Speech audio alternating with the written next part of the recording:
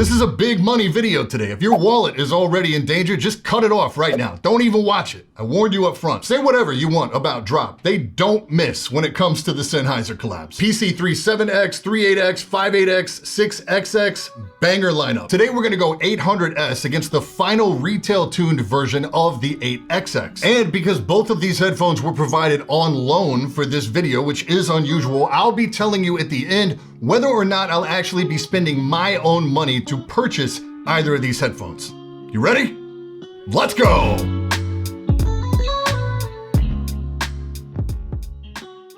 The price point on these headphones is interesting. The HD800S currently goes for around $1,600 depending on where and when you buy it. The HD8XX is $1,100. Now because Sennheiser is manufacturing the 8XX at the exact same location as the 800S, there is no apparent difference in design or physical build at all as far as I can tell. That means right off the rip, unless they've completely botched the tuning on the 8XX, you're getting a really deep discount on an 800S.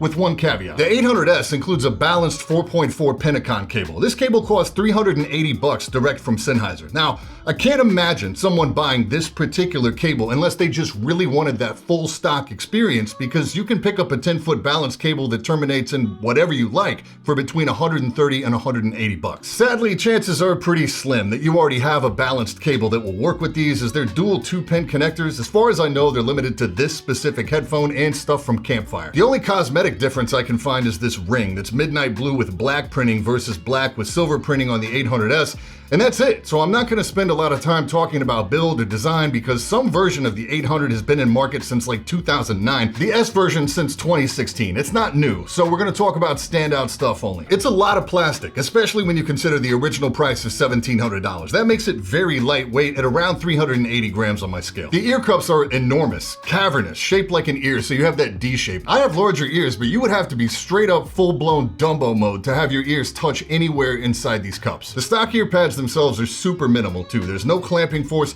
The ear pads are so large that it's a wonder to me how they form a seal at all, as they traverse such a large expanse of your head and neck geometry, but these are all day comfortable for me. All right, enough of that. Let's get into the good stuff. If you're new here, it's important to understand that I started my audio journey as a bass head and have matured over time. I still enjoy my bass, but I've become more aware of when it sounds bloated or fake emphasized, or when something else important is being sacrificed to provide it. My musical genre taste is all over the place. My normal casual listening preference lands somewhere in the high-end consumer sound. It's almost like an exact reverse of the Harmon curve. I want to talk first about the 800S, because like with the 6XX, it's pretty commonly accepted that it's basically a discount 650. The relationship between the 800S and the 8XX isn't so cut and dry. I tested these primarily on the Matrix Mini i3, also on the THX 789 and the Eddy Current ZDT Junior for some tubes, and there are some interesting differences here based on source gear. The 800S to me is a very special, very specific headphone. I've never heard the 800 stock, but I have heard the 800S before.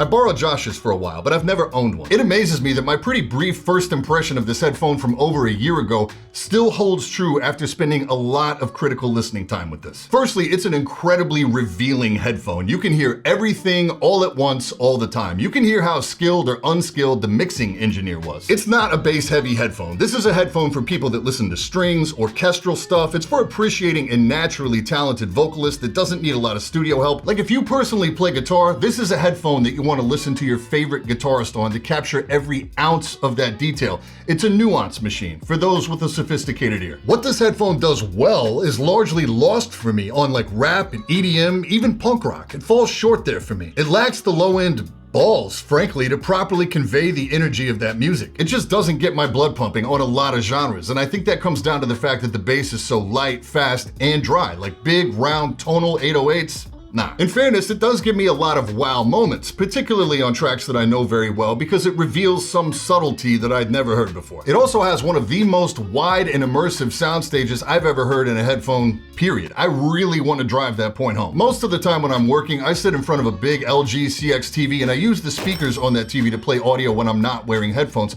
The first time I put these on at low volume, I thought what I was hearing was the TV speakers in the room being played through the headphones that I was simply wearing with no signal. It's that wide. Incidentally, because of that soundstage and the sheer level of detail here, it makes a very, very good gaming headphone. But musically, it's an experience, one that I would take out from time to time to enjoy or share with my audio nerd friends that were over. And your mileage may vary depending on what you're into, but it wouldn't live at my desk full time. For negatives, it's pretty widely accepted that it's bright, like the treble is hot. Now, I don't put this on and go, yikes, a peak at 6K. It's something that's naturally fatiguing for me after a while, and it becomes more apparent over time that there's something going on up there that's just not landing for me. This was very apparent on the 789, less obvious on the Mini i3, but surprisingly still really apparent on the tubes on the ZDT Junior. That's an amp I normally use to smooth out the high end on the DT 1990. It did add some warmth overall, a little much needed wetness to the bass, but not nearly as much as I expected. Still, tubes probably would be my preferred way to enjoy these. The immediate and obvious drawback for me for this headphone is that bass just kind of feels like an afterthought. Words like warm, lush, rich don't really belong in an audit of this headphone, and it's not something I can just jump into EQ and bump a couple bands to correct either. To put that in perspective, something like the LCDX is like a sonic sandbox for me. I can EQ that thing to pretty much sound however I want it to. So why was it important to dive into all that to set the table for the review of the 8XX? Well, because the difference between the 800S and the 8XX is largely tuning. One of the main things they sought to fix is to bring some bass warmth, which they did, like 5 dB. They cooled off the hot points and the high end. That's good, great, but this area, the 2 to 3.5K range, I'm just not a fan of the 8XX on a solid state amp without some EQ. That added warmth in the low end comes off as kind of artificial, and something does get lost in that upper mid-range. Remember how I said that the 800S is a hear everything all the time headphone? Well, the tuning on the 8XX adds some confusion in there. My ears and my brain just immediately start trying to decipher what it is that sounds weird or off up there instead of simply being served up sterling crystal clear audio. And that's what's going to make this headphone so polarizing or controversial, because to my ear,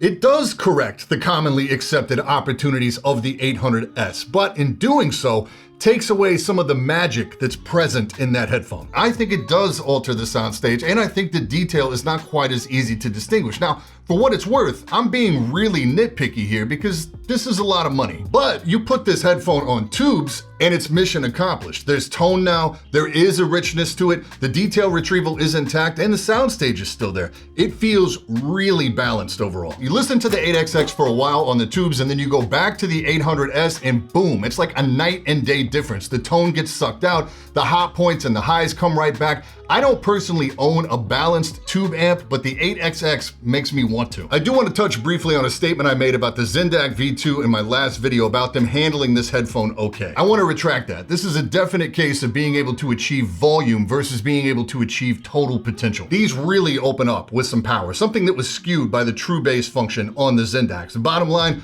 be prepared to feed these some power if you want the true experience. As I got towards the end of this review, all this discussion about tuning really begged a big question for me. Now, I get that there are physical elements involved with tuning a headphone, bits of different material here and there, but could the 8XX be tuned to sound more or less, for better or worse, like the 800S? Because if it could, and you were willing to forego a balanced cable, then you'd be able to essentially score an 800S at a really deep discount. Even if you buy an aftermarket balanced cable, which I do recommend, still a decent discount. And the answer is yes. Yes, you absolutely can. Unless you've had your head in the sand, you've likely seen Crincacle's review because it's not flattering. In that, which I will link in the description, he adds some EQ settings so that if you currently own the 800S, you can get a preview of the tuning of the 8XX. All I did was reverse those settings to see if I could get the 8XX to sound like the stock 800S, and you can get very close. The TLDR here is that I think Drop accomplished what they set out to do with these headphones. If you follow these at all,